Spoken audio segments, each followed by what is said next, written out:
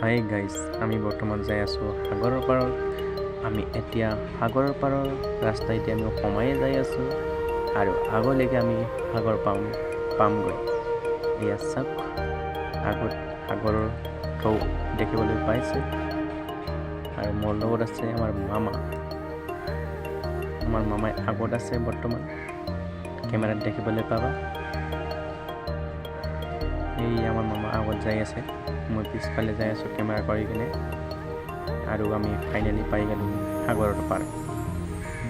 এয়া সাগৰৰ ঢৌ চাওক, কেনেকুৱা ঢৌ উঠি আছে।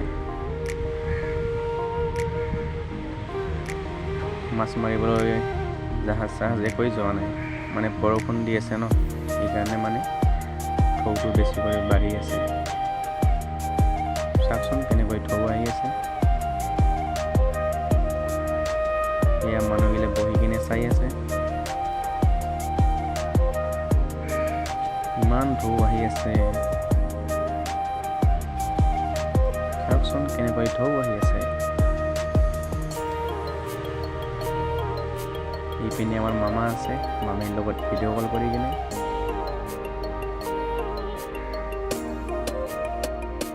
এয়া মই বুৰিত আহিলোঁ।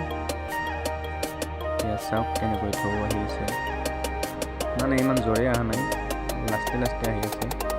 এয়া মামীৰ লগত কথা পাতি আছে, ভিডিঅ' কল কৰি আছে। এয়া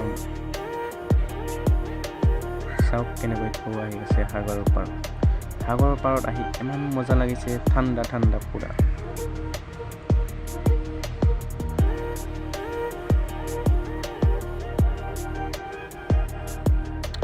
হেল্ল' গাইজ, বাই বাই।